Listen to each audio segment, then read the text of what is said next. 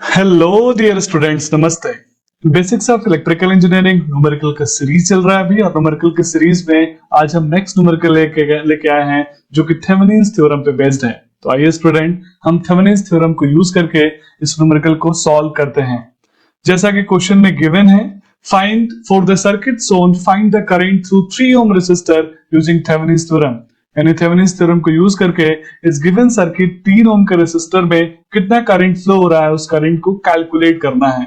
Student, last video में मैंने Thevenin's theorem पे बेस्ड एक सिमिलर न्यूमेरिकल कर लिया है। ये नेक्स्ट न्यूमेरिकल है जो मैंने कॉम्पिटिटिव एग्जाम से लिया हुआ है। स्पेशली मैं फिर से बोलूंगा, जो स्टूडेंट सब्जेक्टिव पेपर का तैयारी कर रहे हैं उनके लिए ये भी काफी इंपॉर्टेंट है। तो वैसे तो स्टूडेंट, मैं ये मान के चल रहा हूँ कि आपको थेवेनिन्स थ्योरम अच्छे से आता होगा, क्योंकि लास्ट वीडियो में मैंने थेवेनिन्स थ्योरम को डिटेल में एक बार और समझाया था। फिर भी अगर आप में से किसी ने उस वीडियो को मिस किया है, कोई डायरेक्ट आया है इस वीडियो पे, तो प्लीज आप थेवेनिन्स थ्योरम में एक बार और देख ले हम करते क्या है।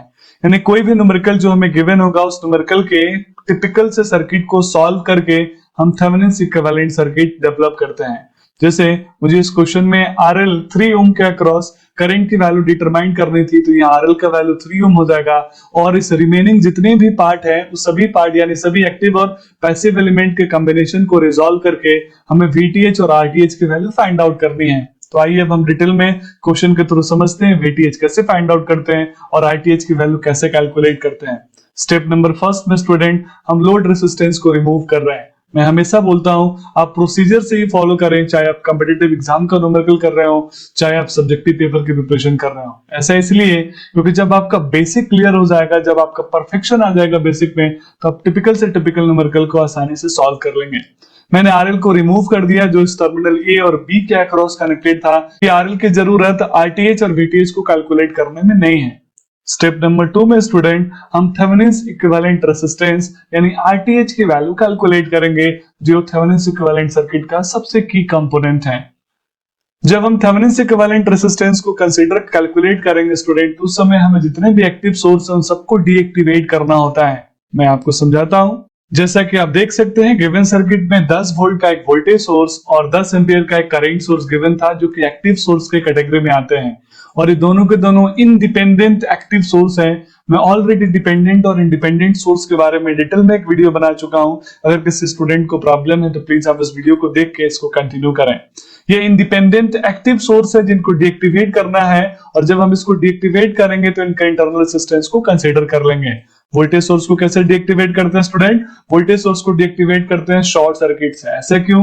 क्योंकि शॉर्टेड वायर में रेजिस्टेंस की वैल्यू 0 ओम होती है, और करंट सोर्स को डीएक्टिवेट करते हैं ओपन सर्किट से, क्योंकि ओपन सर्किट में रेजिस्टेंस की वैल्यू इनफाइनाइट ओम होती है। और मैं पहले भी ट्रिक बता चुका हूं कि टूटे हुए तार में धारा प्रवाह नहीं होती है। कहीं तार टूट जाएगा तो उसमें करंट फ्लो नहीं होगा, यानी ओपन सर्किट में करंट की वैल्यू 0 हो जाएगी। तो मैंने इस गिवन न्यूमेरिकल को सॉल्व करने के लिए, यानी RTH की वैल्यू फाइंड आउट करने के लिए, मैंने VTH को शॉर्ट सर्किट कर दिया, सॉरी वोल्टेज को शॉर्ट सर्किट कर दिया, और 10 एम्पियर के करंट सोर्स को ओपन सर्किट कर दिया by considering its internal resistance.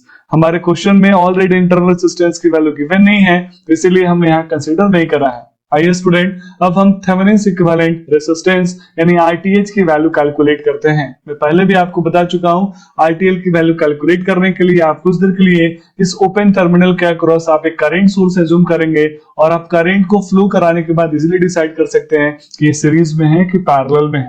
जैसा कि आप देख पा रहे हैं, मैंने यहाँ करंट I एज्यूम करा है, और इस करंट I का सर्कुलेशन यानी A टर्मिनल से करंट I बाहर जा रहा है, और B टर्मिनल पे वापस पहुंचने के लिए इस I करंट को के पास दो रास्ते हैं। पहला रास्ता 2 ओम का रेसिस्टर है, और दूसरा रास्ता इस 2 ओम का रेसिस्टर है। और जब रास्ते बढ़ते हो, जब करंट बढ़ते हो, तो उनको हम आपस में पैरेलल बोलते हैं। यानी यहाँ दो रेसिस्टर R1 और R2, 2 और 2 ओम के जो रेसिस्टर मैंने एज्यूम किया वो आपस में पैरेलल में है। तो जब दो रेसिस्टर पैरेलल होते हैं स्टूडेंट, तो इनका इक्विवेलेंट हो जाएगा R1 R2 अपन R1 प्लस R2, यानी 2 into 2 अपन 2 प्लस 2 मींस वैल्यू हो जाएगी 1 ओम। ऐसे ही मैं बता चुका हूं, सेम वैल्यू के दो रेसिस्टेंस जो पैरेलल में हो तो उसका इक्विवेलेंट उसका हाफ हो जाता है। तो आप बिना कैलकुलेट किए डायरेक्ट भी लिख सकते हैं। मैं आरटीएच की वैल्यू कैलकुलेट करने जा रहा हूं, यानी आरटीएच में जहां दो रेसिस्टर आपस में पैरेलल में थे और तीसरा रेसिस्टर उसके साथ सीरीज में था, यानी 2 और 2 पैरेलल हैं और 1 उनके सीरीज में है, तो 2 पैरेलल 2 प्लस 1, क्योंकि सीरीज को हम प्लस में डायरेक्ट जोड़ देते हैं। तो आर इक्विवेलेंट की वैल्यू यानी R2 और 2 के पैरेलल की वैल्यू 1 थी, तो 1 प्लस 1 यानी 2 ओम। इस तरीके से आरटीएच यानी थेवेनिन इक्विवेलेंट रेसिस्टर मैंने कैलकुलेट कर लिया, जिसकी वैल्यू हो गई 2 ओम। आइए स्टूडेंट, स्टेप नंबर 3 जो कि सबसे ज्यादा इंपॉर्टेंट है उसको हम कैलकुलेट करते हैं, जिसमें हम VTH की वैल्यू फाइंड आउट करेंगे। मैं आपको पहले भी डिस्कस कर चुका हूं कि VTH की वैल्यू फाइंड आउट करने के लिए आप मेश, नोडल और डिवीजन रूल कुछ भी लगा सकते हैं, किसी तरह की कोई लिमिटेशन नहीं है। जो मेथड सबसे ज्यादा इफेक्टिव हो, सबसे ज्यादा सिंपल हो, जल्दी से जल्दी सॉल्व करे, उसी मेथड को चूज करना चाहिए, क्योंकि उसमें कैलकुलेशन कम होता है तो मिस्टेक होने के चांसेस भी कम होते हैं। और कॉम्पिटिटिव एग्जाम में ऐसे समय हमें कम समय में ज्यादा न्यूमेरिकल अटेम्प्ट करने की जरूरत है। तो आइए स्टूडेंट, हम VTH कैसे कैलकुलेट करते हैं हम समझ लेते हैं। आप यहाँ ध्यान से देखेंगे VTH क्या है। VTH इस AB टर्मिनल यानी जिसका अक्रॉस मैंने RL रिमूव करा था, उसके उस ओपन वायर के अक्रॉस होने वाला वोल्टेज ड्रॉप है। अब इसमें रेसिस्टर नहीं होने से मैं वोल्टेज की वैल्यू कैलकुलेट नहीं कर सकता, तो VTH इसके पैरेलल ब्रांच में होने वाला वोल्टेज ड्रॉप होगा।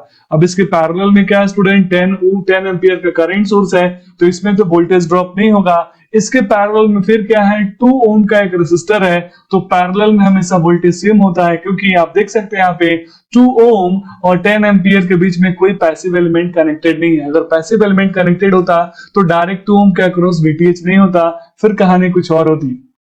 तो आइए स्टूडेंट, VTH की वैल्यू इस 2 ओम के अक्रॉस होने वाले वोल्टेज ड्रॉप से हम कैलकुलेट कर लेते हैं। अब इसको सॉल्व करने के लिए या तो मैं मेश एनालिसिस यूज करूं या नोडल एनालिसिस। मुझे नोडल एनालिसिस काफी आसान लग रहा है यहाँ पे, तो मैंने नोडल एनालिसिस कर लिया। ऐसा क्यों? क्योंकि इस 2 ओम के वोल्टेज का जो VTH है, वो VTH को मैंने इस नोड का वोल्टेज मान लिया और दूसरे नोड को मैंने रेफरेंस नोड मान के ग्राउंड कर दिया, जिसकी पोटेंशियल 0। तो VTH minus 0 equal to VTH, यानी इस नोड का वोल्टेज VTH हो गया। मुझे कोई दिक्कत नहीं होगी नोडल एनालिसिस लगाने में।